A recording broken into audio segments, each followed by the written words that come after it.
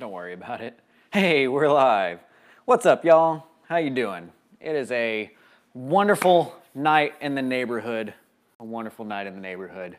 We have my lovely wife and baby eating over to the side of us. So you may hear some crying, but hey, that's life. That's how it works when you got a baby in town. In town, as though he's normally out of town. Okay, so cool. We've got a few people already tuned in. We're gonna hold off, get a couple more people tuned in here, and just get going from there. But I'm excited to have y'all. This is always fun. I really look forward to our Monday night sessions because it's just it's a cool opportunity to talk to each other, see who's out there, see what's going on. We get a lot more. What's the word I'm looking for? A lot more people watching than asking questions, but that's totally cool. Like if you've got questions, please pop them through. If you don't, if you just want to come in here and learn from other people's questions, that's a great use of this medium, right? That's a great way to make sure that you're getting something from this just as much as everybody else. I'm trying to make sure I'm in a good space so I can talk to you guys. All right, so let's hop in here, okay? Hanging in the hood, we got Jim coming in from Jim, you back in, oh, nope, still China. Looks like my location is China, but we got all kinds of folks joining in. Cool, hey, look at that. Tons of people coming in. All right, awesome, welcome, welcome, welcome. Glad you're all here. All right, so let's start out with going to our questions at CreativeCashFlow.com. Oh, wow, and we got more popping in here. Okay, it looks like we're going to have a fun night this evening. All right, so Carol has asked a question here. Let's hop in here. Hey, I've got some questions for tonight's live call. Thank you, Carol. Well, you know what? Let me make sure that Carol's watching before I pop into her questions because I would hate to answer these and then have her not here to see. Let me see if I can do a quick sprint across here and look and see. It doesn't look like Carol's in here yet. So let me hop over to some of the other questions. I'll do the live chat questions first. So Brady had a question, and let's get to that one right there. All right, Grant, how would you engineer this deal? Address, zip code next to the Dallas VA. Address details, it is a 320 1464. You know what? Let me go ahead and start writing this down for you guys so that we're all on the same page there. By the way, I should let you know, congratulations to you. After last week was such a debacle with our live stream, I did change from AT&T. I have gotten Spectrum Internet, which quite upped our speed. I have no idea how this makes sense, but somehow AT&T's maximum speed was 45 down and like, I don't know what it was, like 5 up, but I was only ever getting 3 down and like 1 up. And then Spectrum starts at 200 down and 20 up, so I got 400 down and 30 up. So we should not be having problems with our stream. If we're having problems, please let me know. If you're seeing the stream perfectly, just pop in the chat. Let me know that you're seeing it perfectly too, and that'll be great. So here's what we're gonna do. Oh, well, I was answering Brady's question, and it looks like he left the chat. Okay, so Brady, I just want to make sure that you're there before I start going into this deal. I'm going to hop over into our meeting right here. Okay, good. Yeah, he's cool. All right, cool. There we go. Brady, I was just making sure you were here. All right, so I'm going to write down some of the details of this lead that we've got here. I'm reading this as you guys see me read it. So we're gonna figure out what we've got going on here. So, all right, we have a 322. Let's make this black so it's nice and easy to see up here. 3, 2, 2. I'm going to extend this out, turn off the auto stuff for now so that you guys can see the screen very well. We got a 322. Taxes are current. It is 320. It is 1464 square feet. I'm going to erase this and instead put a 0 there. The tax market value is $66,000. So on tax, it's got $66K. The unpaid principal balance, look at that using your jargon maybe you learned here. I love it. 108 to Wells.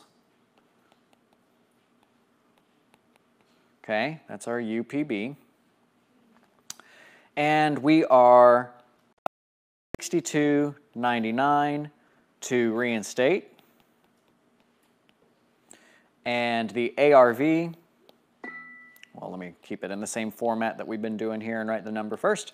We have a 135 to 140 ARV. Now, the trick here is that it says per realtor.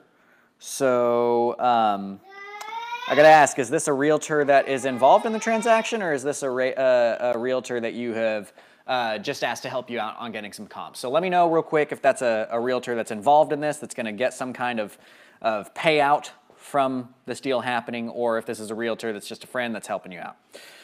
The seller is an 80-year-old widow who's lived in the house for 60 years, believes the daughter is calling the shots at this point in time. The tax bill is sent to the daughter, and the realtor, oh, there we go. The realtor is working with the daughter, but believes the adult son lives in the house. We have a foreclosure date of July the 3rd. I'm going to move this over just a little bit so that we've got a better view of what we're actually looking at. Okay, so in our, we've got a foreclosure date of July 3rd. So the reason why I'm asking about the realtor is that realtors are basically New Western or net worth. Basically what they're going to do is tell you an ARV that is way off most of the time. It is very rare that you're going to get a realtor, because let me ask you one very important question, and this is just a good, a good question to understand in general, is people's motivations, right? What is a realtor's motivation to sell this property? Well, the motivation is that they're going to get a commission. Well, what is their commission paid off of? Well, their commission is paid as a percentage of the sales price. So if they can convince you to buy a house at an inflated rate, their 3% of that inflated rate is going to be their pay. So it is definitely in their best interest to make sure that they're getting you to think that the house is worth the most possible. You saw, like, as soon as I saw, according to realtor, my alarm went off. Oh, hold on. This is per realtor. You need to run your own due diligence. Make sure the numbers are right, because realtors are going to tell you a high number. There's maybe like 1% of the time that I'm talking to a realtor about a lead that they're giving an ARV that I agree with. Now, here's the thing, is that we're talking ARV at that point in time. A realtor's going to come in and say, well, of course you could get 135 or 140. You just have to put granite in, and you just have to, really, we're going to vault these ceilings in here and blah, blah, blah. They're not rehabbers. They don't know what it takes to get to that point. Sure, maybe you could get 140, but there's no way that that's going to happen. It's not that it's worth your money, all right? So you need to do your own due diligence. Make sure that you understand what it is that you're really agreeing to on this, and go from there. That's what I'm going to encourage you to do here. But for we are just going to accept and say, hey, that's what it's worth, right? There's no sense in doing anything else at this point in time. So we're going to say that it's a 130 to 140 ARV. Now, then we keep looking at the numbers. The foreclosure date is July 3rd, so we're up against it at this point in time. We are at June 25th. So if we look at our calendar, by the way, if you ever get mad at me because I don't respond, this is what my calendar looks like right here. So give me a break.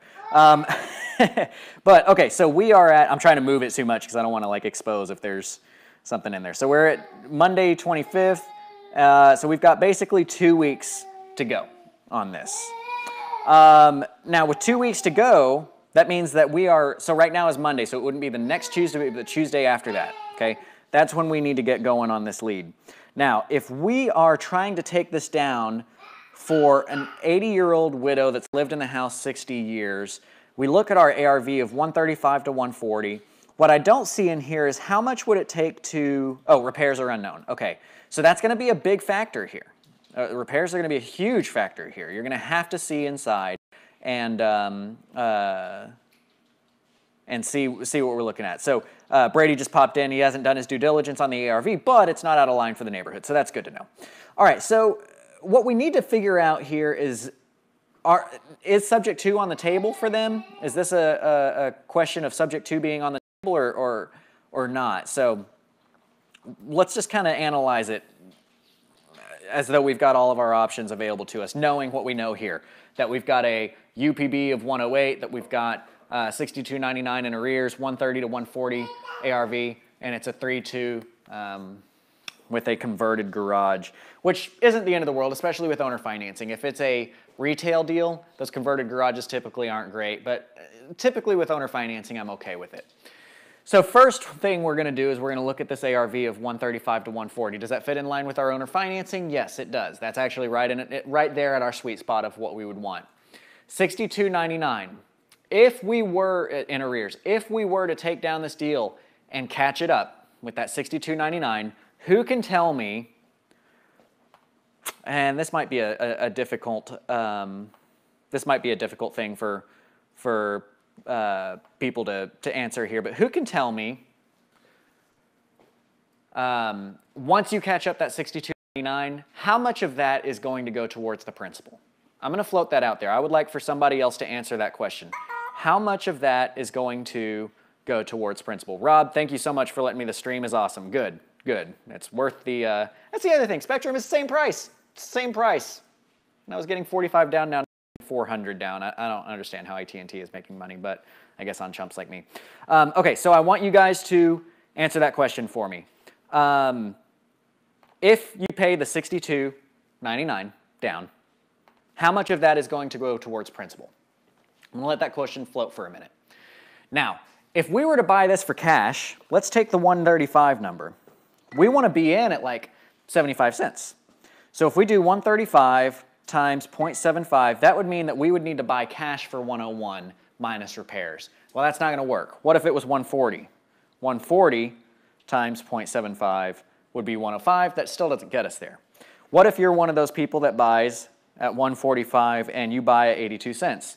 Well, if you're able to buy at 82 cents, that's 118 minus repairs.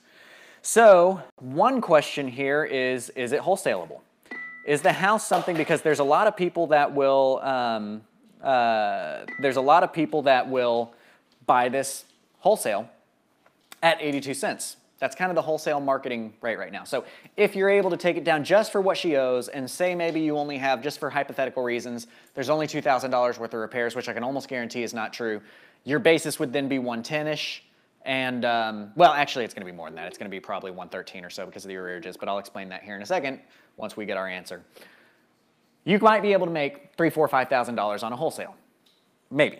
Okay? So that's one option. That gets them paid off, but the problem is that with a wholesale deal, you got to get title and you got to move quickly. So I hope you've got some cash buyers lined up. You know, honestly, I can look at the neighborhood. It might be something that I would buy cash at that, but it would really depend. I would have to see the neighborhood and where it is. But because I can buy at 82 cents, I always tell y'all not to do that, but I do have a model that works that makes that make sense. I tell you not to do that because I don't want you to think that you should flip it or anything at 82, but I do have a model that makes that work at 82. So that might be an option, is wholesaling it there. Then what we've got to look at is, okay, if that's off the table, can we subject to this? Can we sub to this deal? Now, let's go through some of these answers that we got on how much of the $62.99 goes towards principal. We have the answer of none, which is an expected answer. We have an answer of it depends on how old the mortgage is. That is a great answer. Oh gosh, I'm opening iMovie by accident. We have, oh, that's not an answer. And we have, okay, so those are the only two people that popped in with answers, is none and depends on how old the mortgage is. And actually the right answer really is it depends on how old the mortgage is. As a quick and dirty, we're going to just say, hey, you know, about 20% of whatever the arrearages are, typically 20 to 25%, that's going to be what actually goes towards principal. Because when you look at a payment, and we've gone over this several times, but it always bears repeating. If you've got a payment, you have a payment that is made up of P-I-T-I, right? Principal, interest, taxes, and insurance. So if you are behind on payments by, say your payment is $2,000 a month, it's always the example that I use, and we are 5 months behind. So our PI is behind by 5 months, okay? Well, if we're $2,000 a month in payments, I'm going to say that we've got a 500, let me change my color here, make it a little bit, oops, make it a little bit easier. I'm going to say that each one of these things is worth 500, which equals 2,000. Now, if we are 5 months behind, that would be 10,000 in arrears. Okay, that's what we would see. But it would also be 5 times each of these things for each category, right? So that means that we are 2,000, or I'm sorry, 25. Am I doing this right? 2,500. Yeah, 2,500 and 2,500. You guys following me? Let me know if you're following. I'd like to hear your feedback here. So each in this category, we're just saying hypothetically, our P is 500, our I, principal is 5, interest is 5, taxes is 5, insurance is 5. If we're 5 months behind, that would mean that this total payment would show up with arrearages of 10. But each of these categories has now accrued $2,500 worth of stuff. Which one of these categories is going to actually go towards principal? Well, when we pay that $10,000 up, it's this category right here. That category right there is the one that's going to actually go towards principal, right? That is our principal. So out of the $10,000, $2,500 goes towards principal, and then $7,500 goes toward interest and escrow, right? So it's important to note that because in this deal that we're looking at here, we've got a 108 balance with $62.99. Well, what is 20%? We're going to say $62.99 times 0.2. About $1,300 is actually going to go towards principal. Not too much, but it's good that we know that, okay? Because our balance, once we were to catch this up, would be around $107,000. Not a big impact on there. But it means that our basis, we've paid $6,300 cash to get this deal, and we're going to need to make that back, and then some. One of my, yeah, and Brady, yes, you're right. You pop up with plus Wells Fargo late fees. I'm making this is kind of a rudimentary way of looking at it because on top of this, you're actually going to have that payment, and then you're also going to be adding attorney fees and adding late fees. That's how you're actually going to get your reinstatement amount is like that, but just for the principle of knowing what's going on. So thank you for popping that up there. So we would owe 107.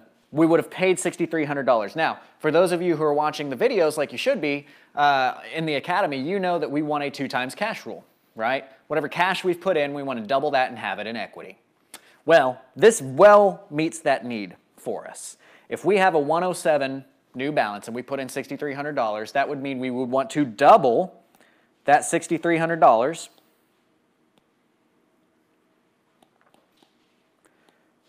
and so basically we're looking at almost $13,000 that we would want to have in equity. But what about our repairs, right? That's going to be very important here because if we've got a 135 ARV and we want to have double our equity or double our cash and equity, what do we have in equity here? We've got 135 minus 107. 135 minus 107. That means that we've got $28,000 in equity.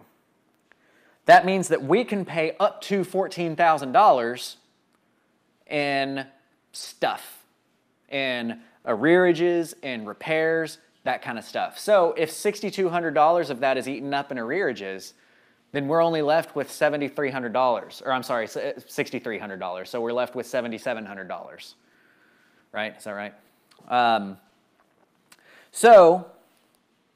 And do you follow me where we're going there? If we've got a $28,000 total equity, we would split that in half. That's $14,000. That's how much cash we could have in this deal if you're going by my 2 times cash rule. And of that 14, we're already taking up 6,300 of it in arrearages. So $7,700 is what's left over for our repair budget. So if you can get your repairs done for under $7,700, then you've got a pretty good deal right here. Now, that could be if your house is in perfect condition, maybe you could give up to $7,700 to your seller for selling this house. But that's your budget. You've got $7,700 cash to spend to get into this house as a subject to, on top of the $6,300 arrearages. And so your total cash basis when you close on this deal, I'm going to recommend to you be under $14,000 for the deal we're looking at right now. Okay? So that is a doable deal. That's how I would do this. I would say, look, you don't owe enough. Here's how I would phrase it. I can make you a cash offer, and I can close quick and all that kind of stuff, but my cash offer isn't even going to be enough to pay off your loan because you owe 108, and I should be coming in at 101 minus the repairs that have to be done to this, so I'm not even going to worry about that. Like, that's no cash buyer is going to be able to get this going for you. However, because I'm good at what I do and because I know what's going on in this industry, I can still buy the house from you. I can still keep this foreclosure from happening. And the way that we're going to do that is I'm going to buy the house. Notice I'm using definitive words. I am going to buy this house. The way we are going to do that. Not if I buy the house, if you say that we can do this. When I buy the house, this is how we're going to do it, right? The way that we're going to be able to do that is I'm going to buy your house from you, but we're going to leave the mortgage in place as it is. And what that means is that I'll become the owner of the house, but I'm going to continue making payments on your behalf going forward. The mortgage at Wells Fargo is going to remain in your name. This is called subject to. That's the way that we buy houses this way. And it allows me to pay way too much for houses. What that means is that now, because the financing is already in place, I have the ability to buy this house. Now, what I'll do is I'm going to catch up the arrearages, so I'm going to stop your foreclosure from happening. And since we are paying this on your behalf, and since this loan is going to remain in your name, well, that does show up on your credit. So we're actually going to be helping you rebuild your credit over time because I will be paying the bank directly. And so that's going to show as an on-time payment for you, and that's going to help your situation out there, right? And so that's how you kind of pitch that situation. Now, the other thing, my favorite question, if you're not a member of my negotiation quick tips, which you should be, I think all of the members, I think as a matter of fact, anybody that's a member here is automatically added as a negotiation quick tip. But if you're not, let me know. If you're not getting my negotiation quick tip emails, you should be. One of them in there, well, now I forgot my train of thought. What was I saying? Oh yeah, one of them in there. One of my favorite questions to ask is, do you have any immediate and pressing needs, or immediate and pressing financial needs, like a car repair or medical bill or something like that? That's the phrase. Use those exact words. Do you have any immediate and pressing financial needs, like a car repair or medical bill, something like that? Because now they know their problem must be at least this tall before they can tell you they need money for it. Most of the time, they'll say no. And that's your key into saying, okay, well, I can buy your house, and now you don't have to pay them for their house. Because A, you're having to pay more than somebody else should be able to pay. And B, you're fixing their problem, pulling them from foreclosure. And C, you're the man. I don't know, I didn't really have a C, I just felt like saying a C. So keep that in mind. That is how you're going to negotiate your way into this deal. This is really a prime, this is an awesome subject to deal, and I'm not going to go into showing you how you make money on that because, your exit is your plan. I would wrap this mortgage. The reason being is that you've got 13 in maximum, or I'm sorry, you've got 14 in maximum. Let me just make note of that. I'm going to erase this because we kind of went over that. And I'm just going to make a red mark, just leave this up there for you guys to let you know that your 14,000 max cash, okay? 14,000 maximum cash. I don't care how you distribute that cash out. If it's money to the seller, money for rehab, money for arrearages, 14,000 is your max. Now, what I'm saying here is if you do sell it with owner financing, you've got a 135 sales price. Let's say you do sell for 140, okay?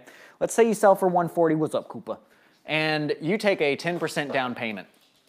Well, you've got a $14,000 down payment at that point in time. If you sell the house yourself by listing it on like a Facebook Marketplace or something like that, well, you've just made back the $14,000 that you paid out of pocket. Now, your buyer should be paying the closing costs on that side, so your buyer would be 14 down plus all closing costs, but you probably came out another couple grand. Well, I don't always include closing costs on your acquisition in my 2 times cash rule, but maybe I should. But you might have come out of pocket a couple grand for your closing on your acquisition side, so maybe you're netting 12 from that. But you would probably, depending on what rent rates are, if rent rates are enough to give you cash flow on top of what's owed, hopefully that cash flow will catch you up fairly quickly. I want you to get caught up within 18 to 20 months of when you actually put that cash out there. 18 to 20 months, I want you to be at broken even from the cash flow. So $2,000 is not terribly hard to catch yourself up on. And even if it's a little bit longer, if you've got a reason why, that's cool. But you've caught yourself up, right? That's nice. If you bring a realtor in, you're paying 3%, so that's what, $4,200? So now you're going to net from your down payment. You're going to get a $14,000 down payment. You're only going to net $10,000 just to make it easy math. You're gonna net $10,000 of that, but that $10,000 is gonna catch you up from the 14 you had out. Now you're only out by $4,000, and you're gonna catch up through cash flow over time. So Brady, I hope that answers your question. We got a pretty good deal going there. And, you know, again, this can be something that I want to be very clear to you guys. I don't do this for the JV opportunities. I do this so that you can get good at real estate and get out there and do this stuff for yourself. But I shouldn't ignore the fact that I can JV with you on deals. Now, Brady, I know that this may be one that you had sent to me earlier. I've got to be very frank to all of you, my students, is that I've gotten such a great response from the students that are out there.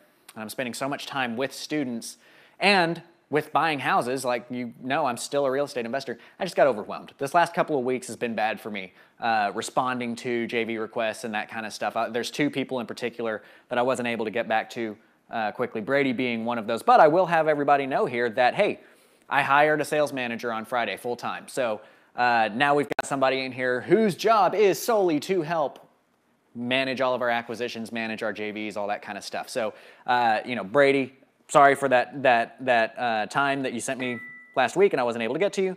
But if that's something you want to work on together, we can talk about that. But again, I want to be very clear. Y'all are not a funnel for me.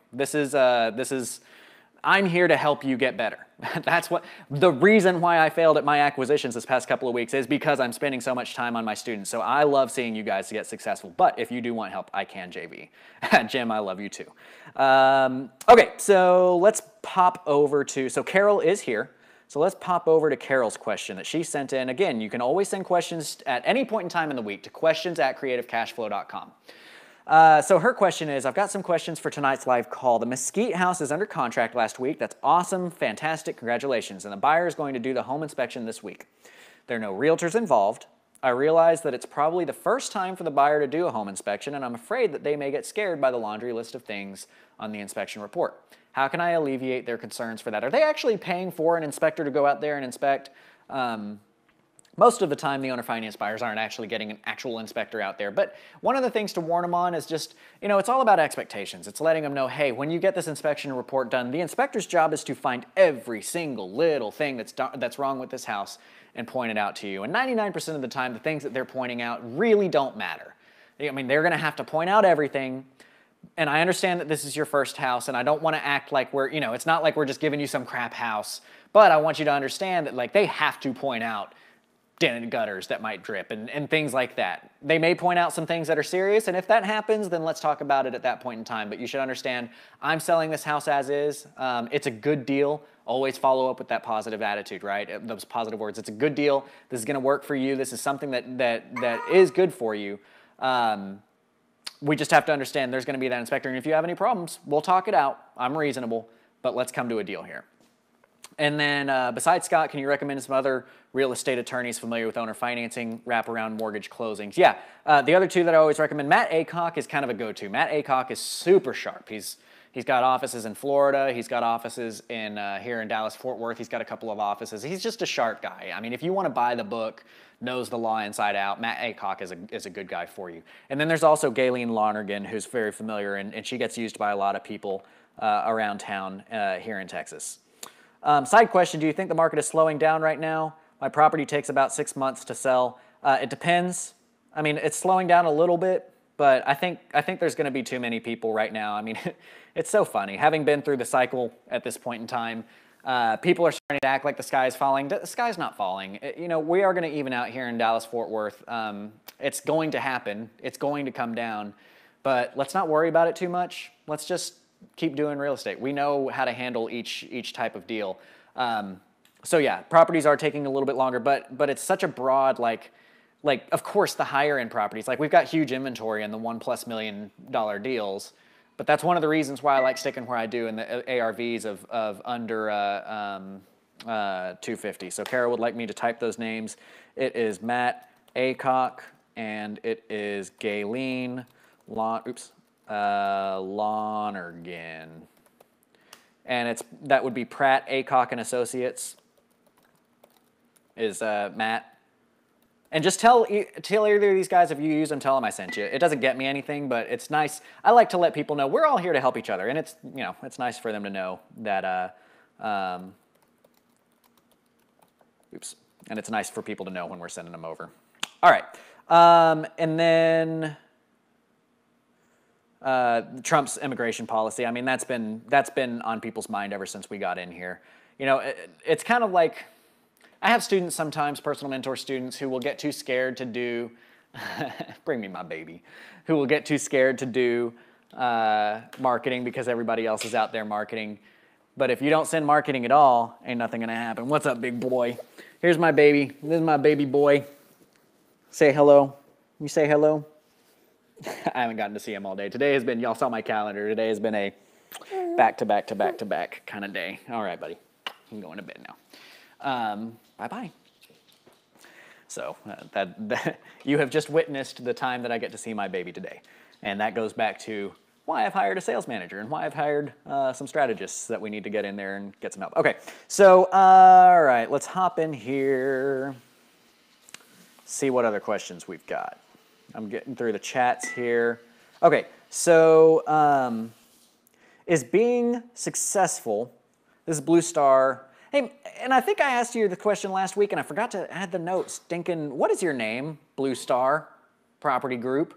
What is your name so I can make note of that? You're always so good with your questions. Is being successful as a creative investor, owner finance, sub 2, contract for deed, lease options, possible virtually? That's a good question, and that's a tough one, man.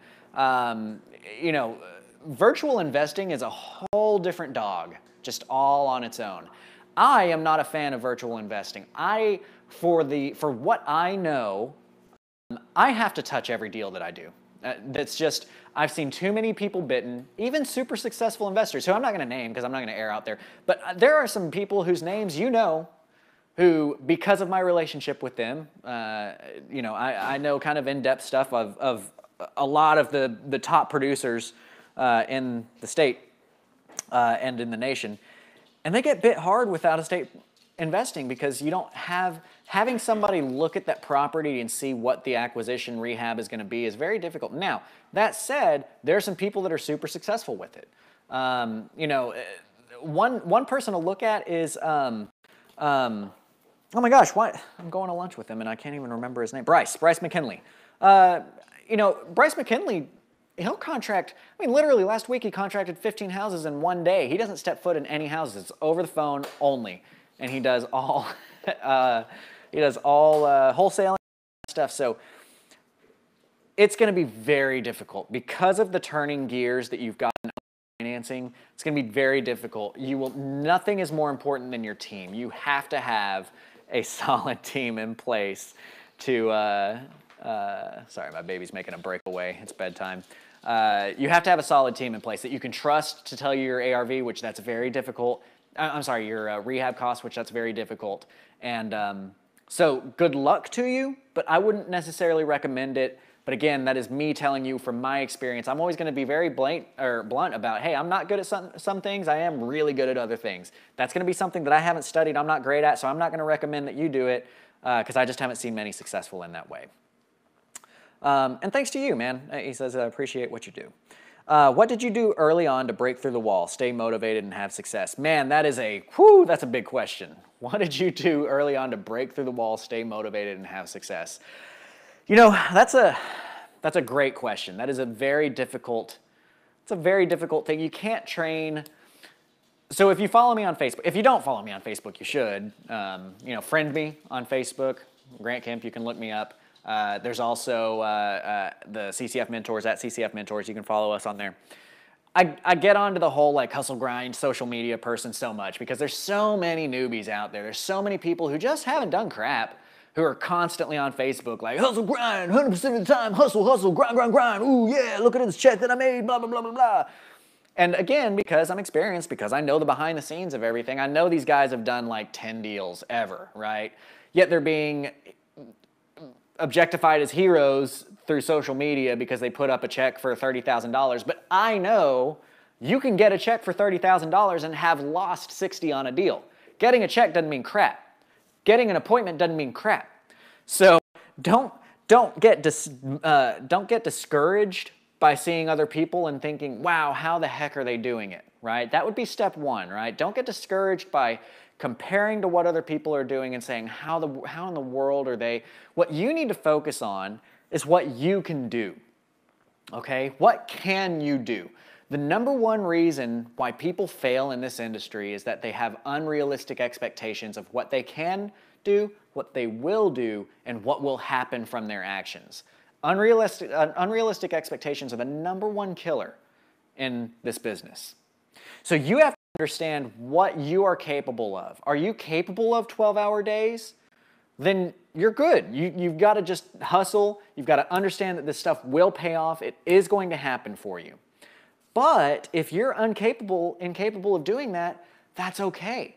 You just have to understand that your timeline is now going to be a little bit further out. I talk about this commonly. For my first 20 months of working, self-employed, I had an average of about 15 hours a day at the office, okay? Now, I could not have done that without my loving and beautiful and supportive wife, who understood when I quit my job, hey, baby, we're going to live now like nobody else so that we can live later like nobody else. I'm about to have to work a lot of hours. But what that's going to mean is that later on in our life, we're going to really be able to enjoy it, and I'll be able to back out, right? And it's because of that work that I was able to become a millionaire in 5 years. That's not, I don't know of any other industry, especially because like I don't come from money. For those of you who know my story, you know, it's like I come from a 1,000 square foot brick home that had gang signs tagged on the front of it. I don't come from money. It's not like I started with a silver spoon by any means. I had $1,000 in my bank account when I quit my job. And I was hopeful that I could turn that into enough deals to last. Now, that's a little bit of, I did take a 401k. Like when I quit my job, I had enough in the 401k to last me. Basically, what I should say, I'm overinflating. Here I am giving you unrealistic expectations. At the end of the day, we had a 6-month time frame. I had to make it work in 6 months or else, okay? And that took 15 hours a day. Now, because of that, I became a millionaire within 5 years. That's what made, but if you are unable to do that, and if you are unable to stay motivated, that is okay. You just need to put your limitations mentally and say, hey, I'm only going to give this part of my life to real estate. And if that part of your life is only till 5 p.m., then that means that it's not going to happen in a year and a half. It's not going to happen this year. It's not going to be to the stage where you're making $10, $12, $15, $20,000 a month in the next 8 months. But you just have to understand that consistency is key. The reason why I'm successful in this business is because I've been here long enough to see people come and go, come and go, come and go, come and go, come and go. This is not easy. It is achievable. It is not easy. So what you have to do is keep realistic expectations. And here's another big thing to do that is I really recommend you guys read the book Traction early on. That's going to give you a huge boost up on everybody else. Read the book Traction and live your life by it. One of the big factors in there is that you create quarterly goals.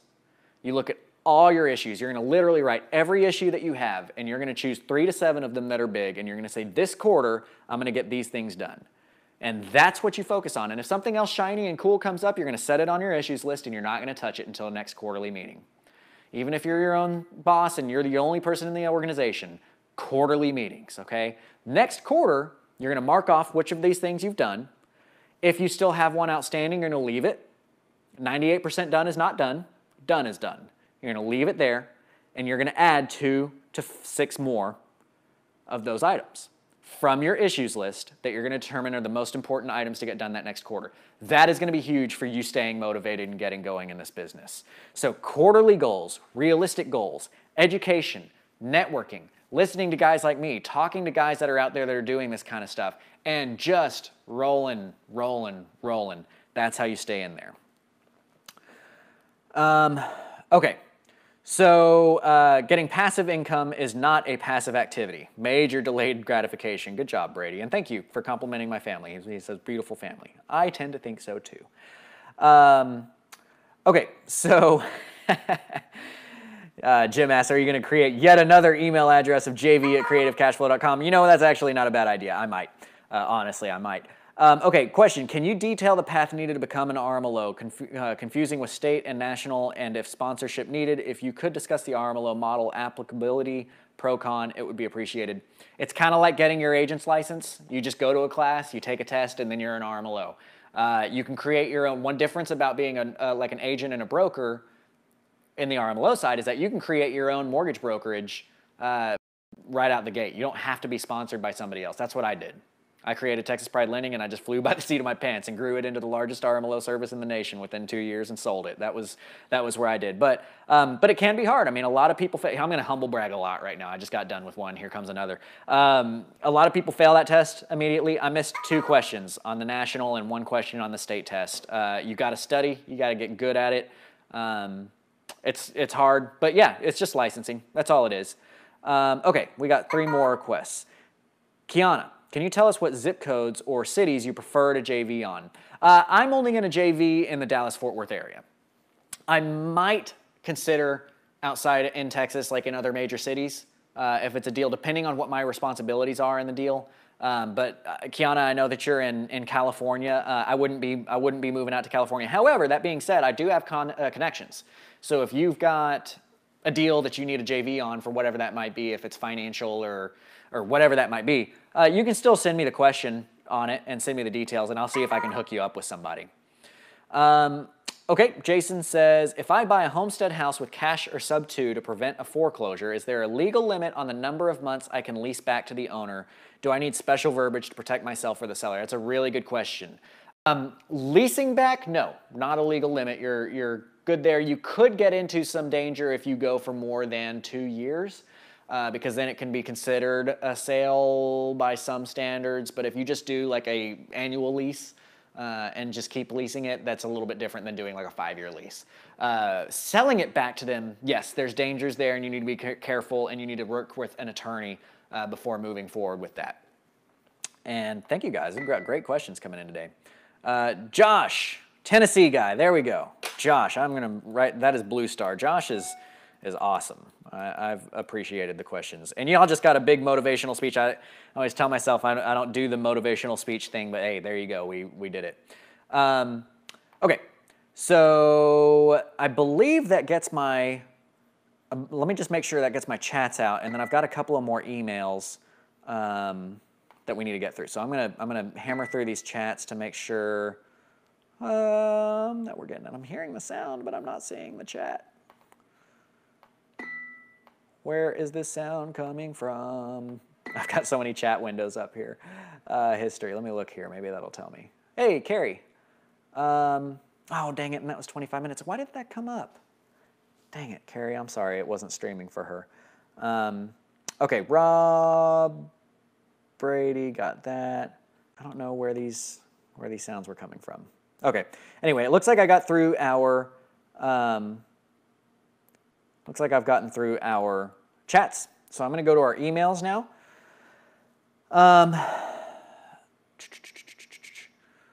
Oh, okay. Rob, I'm sorry. He's been having a problem with the videos in there. I wonder which email. He says he sent emails to our support. Let me make sure that I'm getting those. But yeah, we'll fix that. Okay. And here's another question. When you make an offer to somebody to buy their house, do you make just one offer, or do you make 2 or more offers and let them choose? Definitely. So this is an area that I disagree with some other popular investors out there. Some of the other guys will say, oh yeah, you need to put 2 or 3 offers on the table. I vehemently disagree with that. And I should always be very clear. Like, I understand everybody has a different buying style, and your buying style may work better for you than it would work for me. So I want you to be very comfortable in using your own buy style. But for me, my conversions, I've got a huge conversion rate. My conversion comes from the fact that I put an offer on the table, and I hammer that offer until they say no, and I listen to why they said no, and then I incorporate those reasons into why I'm going to offer my next offer. Because here's the thing. People love customized offers. People do not want you to be a hammer looking for a nail.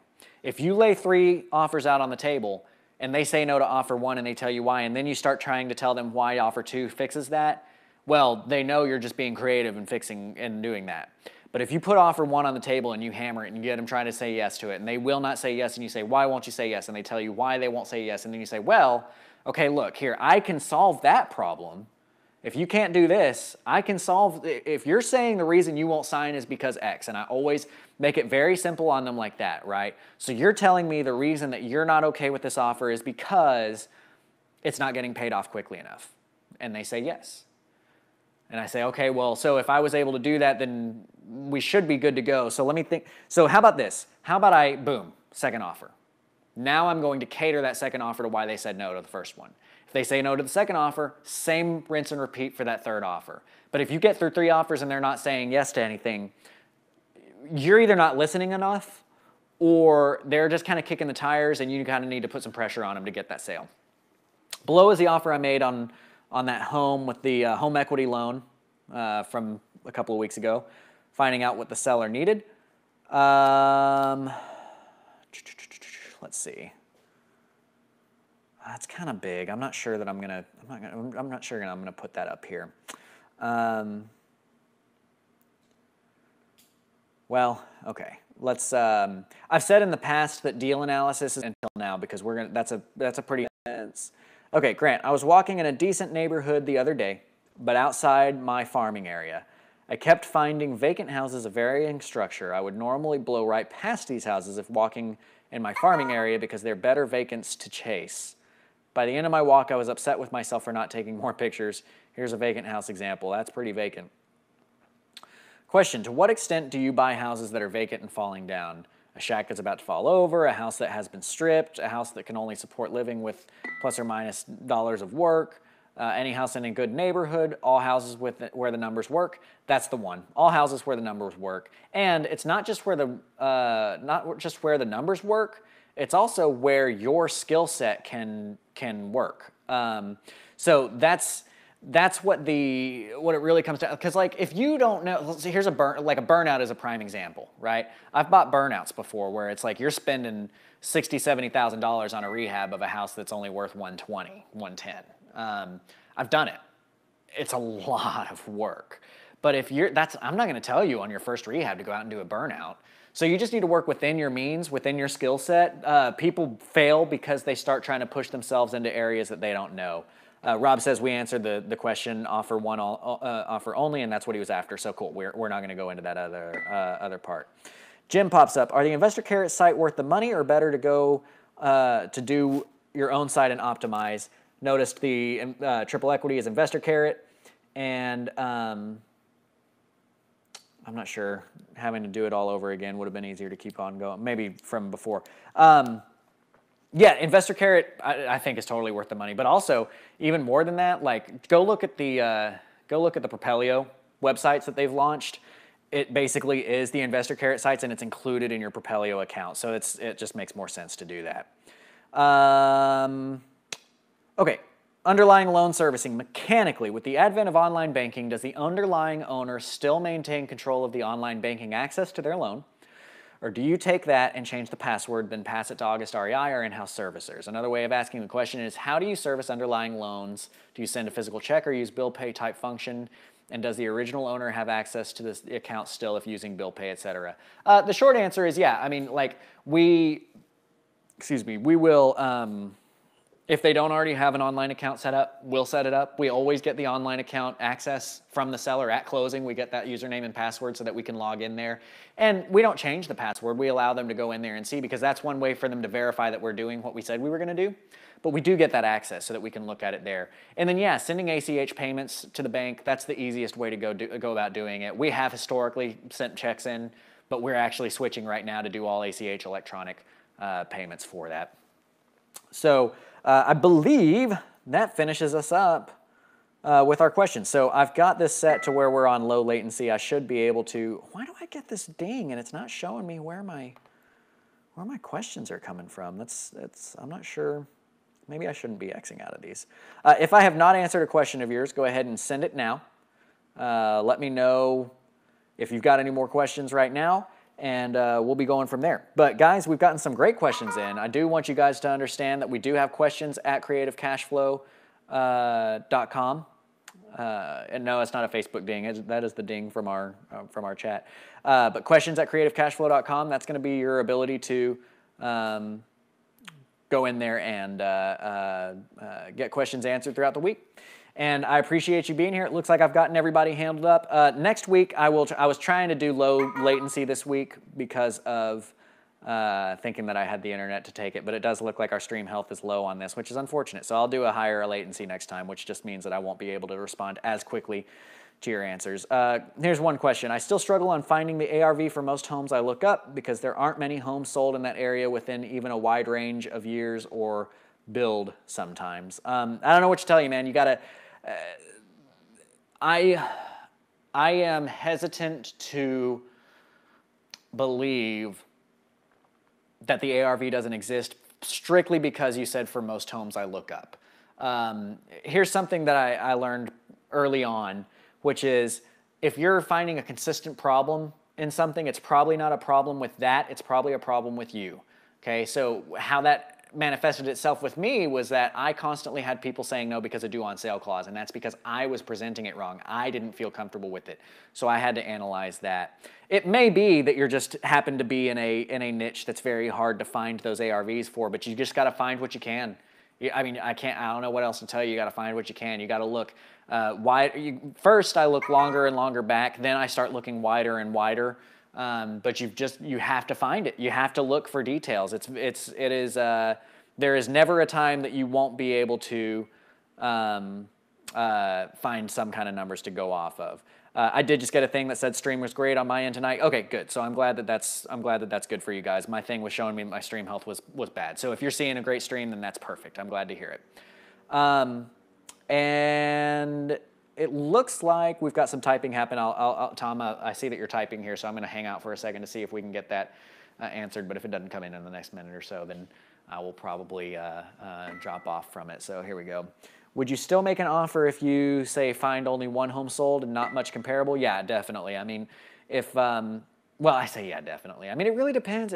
That's the number one answer of real estate, right? It really depends. It depends is that a house you think you can move? If you think